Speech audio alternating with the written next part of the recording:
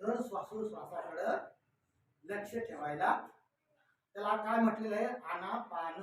काय म्हटलेलं आहे? आत घेणे, श्वास बाहेर. आना म्हणजे श्वास आत घेणे, पान म्हणजे बाहेर सोडणे. त्याला म्हणतात आनापान. फक्त श्वास घ्यायचा आणि सोडायचं. काही कठीण काम आहे का? काहीच कठीण काम नाही. कठीण काम आहे का दादा? बघा, तुम्हाला काहीच कठीण वाटत नाही, पण काही काही लोकांना कठीण वाटतं. 2 मिनिटं झाले तर मन गेलं. 2 मिनिटं आपलं उडालं का नाही, पुन्हा येतो आणि आपण दुसरीकडे भरकटलेलो. मनाला आपण त्या श्वासोश्वासाकडे पुन्हा 2-3 मिनिटं झाले लगेच जातं ते, ऑटोमॅटिक जातं ते, कळत नाही आपल्याला. दुसरेच विचार मनामध्ये, दुसरेच विचार करतो ते मन. म्हणतो अरे आपल्याला श्वासाकडे लक्ष द्यायला लावलेलं आहे, पुन्हा श्वासाकडे लक्ष असं जात. कालांतराने काय होतो म्हणतो नाही, मनाला म्हणतो मन हे फार चंचल आहे. मन कसं आहे? चंचल आहे. ते ठेवायचं आहे. फार सोपी गोष्ट आहे, काही अवघड नाही. पैसे लागतात का? काहीच पैसे लागत नाही. पहिला ही क्रिया भगवान बुद्धांनी शोधून काढली 2,500 वर्षापूर्वी. किती वर्ष झाले? 2,500 वर्षापूर्वी भगवान बुद्धांनी ही प्रक्रिया शोधून काढलेली आहे. आजपर्यंत ते करत आहे लोक. वेगवेगळं ध्यान करताय, 10 दिवस ध्यान करताय. प्रत्येकाने एवढी गेले असतील ध्यानाला, गेले असतील ध्यान करायला, गेले ध्यान करायला. प्रत्येकाने ध्यान बौद्धांनी केलं पाहिजे. बौद्धांनी, मी म्हणतो सर्वांनीच केलं पाहिजे. बौद्धांनी नाही केलं, मुसलमानांनी केलं पाहिजे, हिंदूंनी केलं पाहिजे. कारण मानव आहे, ते पण श्वासोश्वास घेतात. त्यांच्या कल्याणासाठी त्यांनी केलं पाहिजे, आपल्या कल्याणासाठी. भगवान बुद्धांनी सर्व मानव जातीच्या कल्याणासाठी हा मार्ग शोधून काढलेला. मग हा मार्ग आपल्याला स्वीकारायचा की नाही स्वीकारायचा? मी दारू प्यायची की नाही प्यायची माझ्या हातात आहे, हो की नाही? मी खोटं बोलायचं की नाही खोटं बोलायचं माझ्या हातात आहे. मी हिंसा करायची की नाही करायची माझ्या हातात आहे, हो की नाही? मग हे मी ठरवलं पाहिजे. आणि जो तो हे चांगलं ठरवतो ना, तो खरा माणूस असतो, खरा बौद्ध म्हणायचं लायक असतो. भगवान बुद्धांनी हे जे ज्ञान घेतलेलं आहे, जो हे पंचशिलाचं पालन करेल, बघा जो पालन करेल तो खऱ्या अर्थाने माणूस होईल. खऱ्या अर्थाने तो माणूस होईल. केंद्र आहे, माणूस बनण्याचं केंद्र आहे. माणूस बनण्याची प्रक्रिया होती, तिथं माणूस बनला जातो. माणूस दिसतो पण माणसं नाहीये. माणूस फक्त शरीराने आहे, पण तो कोणत्या प्रवृत्तीचा आहे हे आपल्याला कसं काय कळत? असं लिहिलेलं आहे का हा फार सज्जन माणूस आहे? असं कपाळावर लिहिलेलं आहे का हा लय चांगला माणूस आहे? पण कोणाच्याच कपाळावर लिहिलेलं नाहीये. पण त्याच्या वागणुकीतून जो पंचशिलेचं पालन करेल तो खरा माणूस आहे. दारू पिणार नाही, खोटं बोलणार नाही, हिंसा करणार नाही, मादक पदार्थाचे सेवन करणार नाही किंवा चोरी करणार नाही, तो खरा माणूस. हो की नाही? आलं का लक्षात तुमच्या मी काय बोलतो ते? तो खऱ्या अर्थाने माणूस होतो. आणि जर वाळून जर गेली ना, ओली असते ती वाटल्या जाते, पण ती कडक झाली, वाळून गेली, तिला जर तुम्ही वाकवायचा प्रयत्न करा, काय होईल? तुटेल, हो की नाही? म्हणून त्याला लहानपणी तिला जसं पाहिजे तसा आकार म्हणतो ना, आकार द्यायला पाहिजे. हा आकार देण्याचं कार्य ह्या विहारामध्ये केला. तुम्हाला चांगल्या प्रकारे माणूस बनायचा असेल तर तुम्ही पंचशिलेचं पालन करा. माणूस बनायचं भगवान बुद्धांनी, बुद्ध आणि प्रथम ज्याला माणूस बनायचा असेल त्याने पालन करा. धर्म वाचला का? कोणाच्या घरात आहे? मामाकडे आहे का? तुम्ही तो वाचला का? बाबासाहेबांनी हा ग्रंथ लिहिलेला आहे, सर्वांसाठी, आपल्या सर्वांसाठी लिहिलेला आहे. काय तेवढी किंमत नाही त्याची, पण ज्ञानाची फार किंमत आहे. पैसे चोरी करता येतात, हो, ज्ञान चोरी करता येत नाही. ज्ञान कधीही चोरी करता येते. तुमच्याकडे ज्ञान असेल ना, तुम्ही श्रीमंत आहात. पैसे असाल ना, तुम्ही श्रीमंत नाही. आजकाल नुसतं पैशावरती श्रीमंती आहे, पण पैशावरती श्रीमंती नाहीये. पैशानं सुख मिळत नाही, ज्ञानानं सुख मिळत. ज्ञानानं सुख, खरं सुख हे ज्ञानामध्ये आहे. भगवान बुद्धांच्या ज्ञानामध्ये खरं सुख आहे, पैशात नाही. तू पैसेवाले लोक आत्महत्या करतात, पैसेवाले लोक आजारी आहेत, आहे की नाही? पैसेवाले लोक दुःखामध्ये आहेत, भांडणं करतात, एकमेकाला मारतात, मारतात की नाही? तुमचे काही सुखी आहे नाही. पण त्याला हा अर्थ कळाला ज्ञानाचा, तो पुढे ज्ञानाकडे येतो. ज्याला अर्थ कळत नाही ज्ञानाचा, तो येत नाही. पुढे लोक येतात, हिरे माणके आणि सोनं दागदागिने त्याच्या ठिकाणी जाऊन बघा. दुकानात गेलेले आहे का तुम्ही? हिऱ्यांच्या दुकानात कोण गेलेले हिरे खरेदी करायला? बघायला खरेदी करायला गेलेले हात नाही वरती करायला. का बरं ते गेलं हिरे खरेदी करायला? बरोबर, महाग राहतात, खरेदी करायला जात नाही, हो की नाही? तसं हे ज्ञान सुद्धा खरेदी करायला आलेले लोक आले, कळलेलं आहे.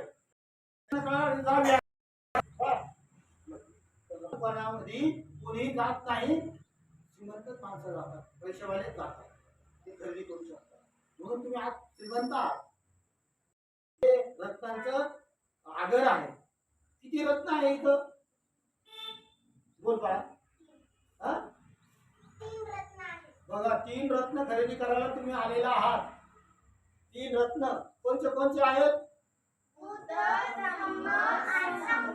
संघ. या 3 रत्नाचा आपण अभ्यास करणार आहोत. पंचशिलेचा आपण अभ्यास करणार आहोत. भगवान बुद्धांच्या ज्ञानाचा आपण अभ्यास करणार आहोत. आनापानाचा अभ्यास करणार आहोत, हो की नाही? अष्टांगिक मार्गाचा आपण अभ्यास करणार आहोत. 4 आर्य सत्याचा आपण अभ्यास करणार आहोत. 10 पारमितेचा आपण अभ्यास करणार आहोत. बुद्धंगेचा आपण अभ्यास करणार आहोत. पुढे पुढे चाललोय मी, पुढे पुढे चाललोय. 7 बोधंगेपर्यंत गेलो. नाम रूपाचा आपण अभ्यास करणार, प्रतीक्त स्मृतपादाचा आपण अभ्यास करणार आहोत. बघा, प्रतीक्त स्मृतपाद एक सिद्धांत आहे भगवान बुद्धांचा, दुःखमुक्तीचा मार्ग. हे अशा प्रकारचा आपण अभ्यास करणार आहोत. परंतु आपल्याला वेळ लागेल, वेळ द्यावा लागेल. तुम्हाला वेळ जर दिला तर तुमचं जीवनाचं कल्याण आहे. जर वेळ जर दिला नाही, त्याला जर टाळाटाळ केली, हे जर प्राश्चित केलं नाही, तर तुम्ही आजारी पडाल. तुम्ही आजारी पडू, तुम्हाला भीती वाटली असेल. आजारी रुग्ण, रुग्ण म्हणजे काय? दुःखी होता, दुःखी होत कळणार नाही. भगवान कुठले झालं ज्ञान कोण घेणार? आपलं ज्ञान आपण कोणी घेणार, विश्वास बसणार नाही. कसं काय? आम्ही नको, सांगायलाच नको, सांगायलाच नको. सांगायला मी माझ्यासाठी अभ्यास मला तिथे एक ग्रंथामध्ये पॅरेग्राफ आहे, विषय आहे. तो विषय हा चांगला विषय आहे. पण ब्रह्म नावाचा, ब्रह्म सभापती नावाचा एक आलेला आहे व्यक्ती. मी भगवान बुद्धाला विनंती करू लागला, भगवान बुद्ध, हे सर्व लोक अज्ञानामध्ये आहेत, दुःखामध्ये आहेत, पिडलेले आहेत, त्यांना काहीतरी उद्धार करा तुम्ही. आणि तुमचं ते ज्ञान आहे ना, ते सर्वांना म्हणजे ऐकतील का? म्हणजे ज्यांना ऐकायचं ते ऐकतील. एवढे लोक ऐकता का? एवढे लोक ऐकता का? म्हणे नाही. ज्यांना ऐकायचं ना ते ऐकतील. बघा, अशी येऊन बसतील, ऐकतील.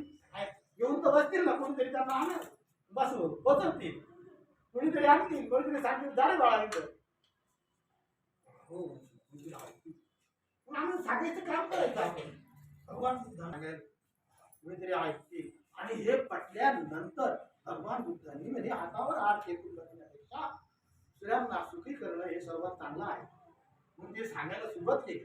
कोणाला सांगितलं हे ज्ञान? पहिलं ज्ञान त्यांनी कोणाला सांगितलं? 5 परिव्राजकांना सांगितलं.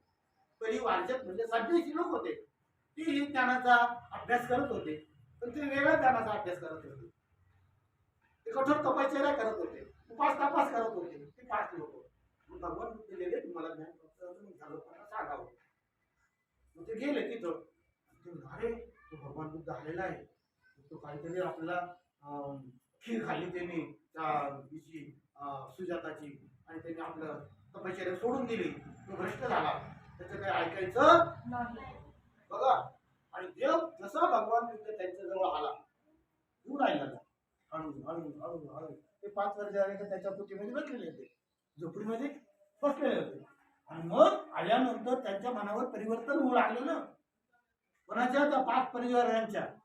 ताबडतोब उठले, त्याच्या हातातून त्यांनी पिवळ घेतलं, त्याच्या हातातून भिक्षा पात्र घेतलं, त्याला पाणी दिलं, त्याच्या पायावर पाणी टाकलं, त्याला पाणी प्यायला दिलं, आणि त्याला उच्च असल्यावर बसायला.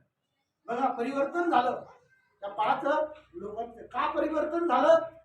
की त्यांना जे ज्ञान प्राप्त झालं होतं, त्या ज्ञान प्राप्त झाल्यामुळं त्यांच्या मनावरती काय झालं? परिणाम झाला. परिणाम होतो, प्रत्येकाचा परिणाम होतो. इथं जर एखादा गुंड जर आला ना, तरी तो आपल्यावर परिणाम होतो.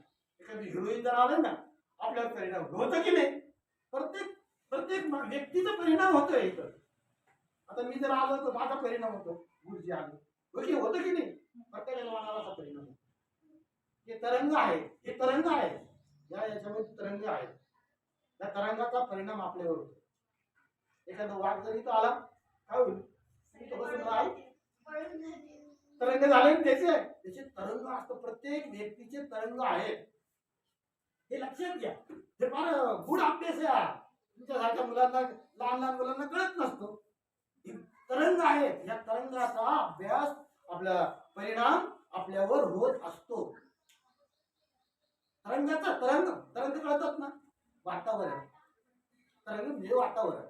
त्या वातावरणाचा अभ्यास आपल्याला परिणाम हे होत असतो. म्हणून आपण त्या भगवान बुद्धांच्या तरंगाचा परिणाम त्या 5 परिवारजकावर झाला. आणि त्यांनी विचारलं, तुमच्या तपश्चर्येवर विश्वास आहे का? कोणी विचारलं?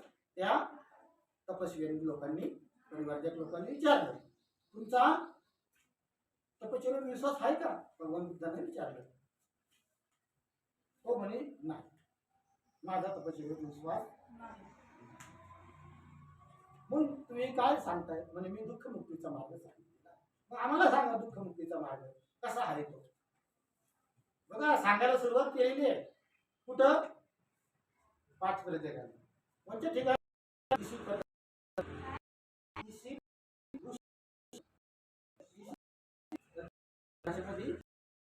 ऋषी विचार शब्द आहे त्याला. मृगदाय आणि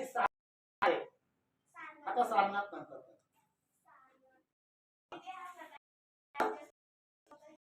होता ना. त्यांना आवडलं त्यांनी लिहून घ्यायचं, नाही आवडलं त्यांनी नाही लिहायचं, लक्षात ठेवायचं.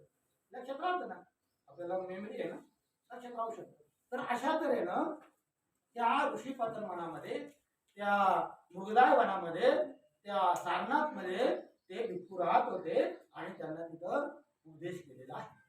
कोणता उपदेश केलेला आहे? पंचशिलेचा उपदेश. पंचशिला विशुद्धी मार्गाचा उपदेश. त्याला विशुद्धी मार्ग सुद्धा म्हणतात. विशेष प्रकारची शुद्धी.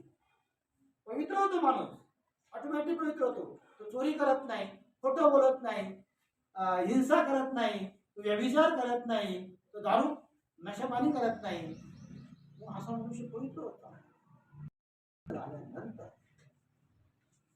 त्याला दुःखातून मुक्ती. बघा किती या 5 याच्यामध्ये ताकद आहे. 5 शिलामध्ये किती ताकद आहे. दुःखातून मुक्ती करण्याची ताकद आहे. कशात काहीच करू नका तुम्ही. या शिलाचं पालन केला, तुम्ही दुःखमुक्तीतून मुक्त व्हाल. चालेल. अशा प्रकारचं आपण या शिलाचं आपण पालन केलं पाहिजे. हे महत्व आहे. पंचशिलेचं महत्व मी तुम्हाला सांगत आहे. तुम्हाला जर विचारलं पंचशिलेचं महत्व काय, हा प्रश्न विचारला, तुम्ही काय म्हणाल?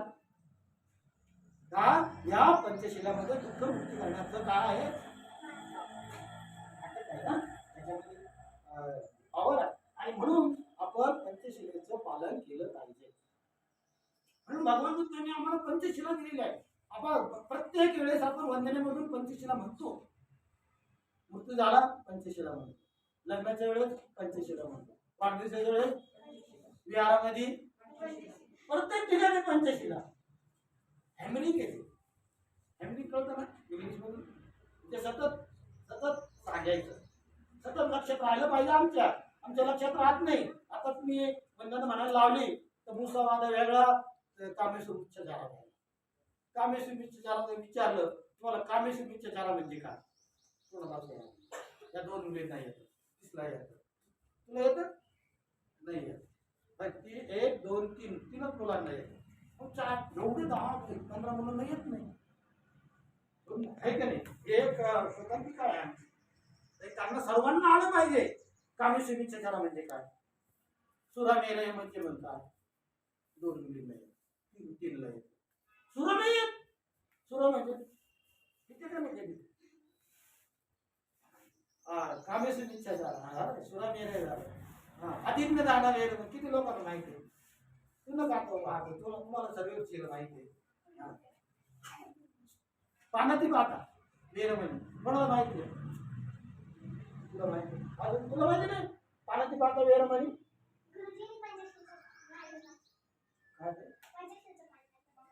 नाही. पाहू नको, पाहून नाही, फक्त मी प्राथमिक विचारलं की पंचशिला आपण फार पूर्वी जवळजवळ 2-3 महिने झाले इथे शिकवतो. मी 2-3 महिने झाले मी पंचशिला शिकवतो, पुढे गेलोच नाही. अजून 4 आर्य सत्य शिकवायचे आहे, 10 पारमिता शिकवायचे आहेत, औद्योगिक मार्ग शिकवायचा आहे. तो कधी शिकवायला, पुढच्या वर्षी. मग ह्या वेळेस शिकवलं पाहिजे की नाही. पटापट तुम्हाला 4 आर्य सत्य कळाले पाहिजे. तर मग पंचशिलापर्यंतच आपण आटकून राहिलो. तुम्हाला मी पंचशिला पूर्ण पाठांतर झाल्याशिवाय मी पुढे जाणार नाही. पूर्ण पाठांतर झाले प्रत्येकाला. चालेल का? कोण कोण पाठांतर करणार पंचशिला? करणार चॅलेंज आहे का? करणार का? असं निश्चय करा. काय करा, तुम्ही करणार पंचशिला, तुम्ही पाठांतर करणार.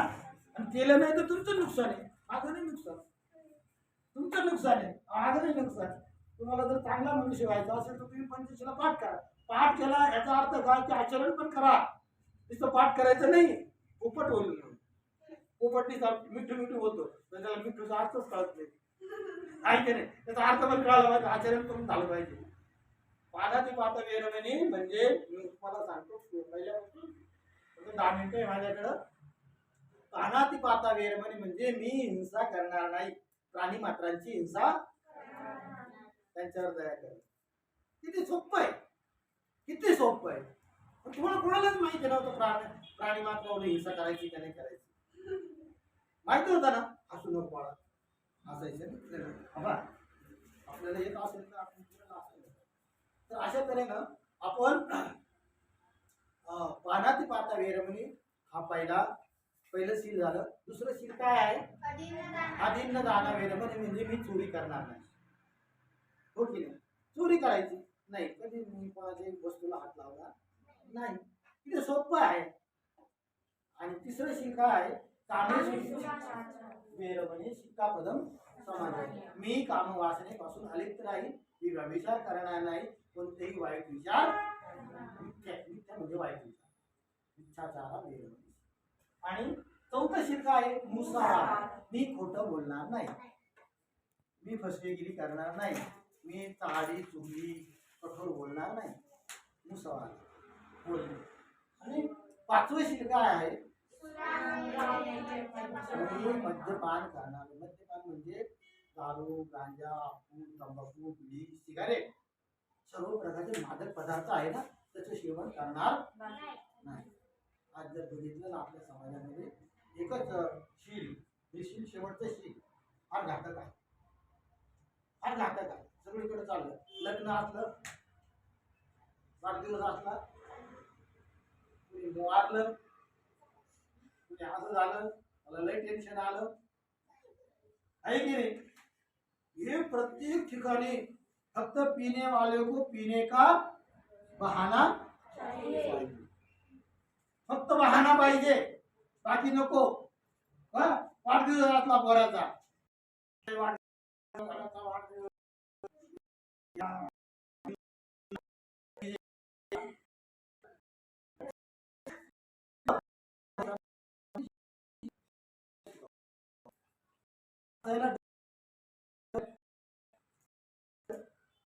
मस्त पाहिजे. तो प्रश्न या प्रकारे आपलं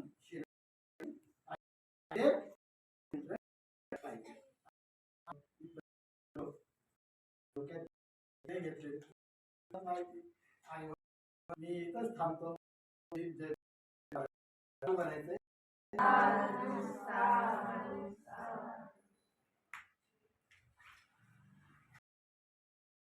आता नवीन मुलं आलेले आहेत. तुझं भाव सांग नाव आहे, तू राम तू पूर्ण नाव सांग.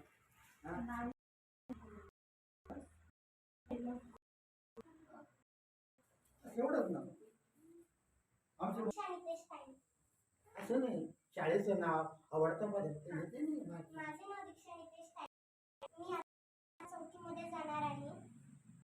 माझ्या आईचे नाव कोकिला तायडे, माझ्या बहिणीचे नाव प्रतीक्षा नितेश तायडे, माझ्या वडिलांचे नाव स्वर्गीय पुरुषोत्तम.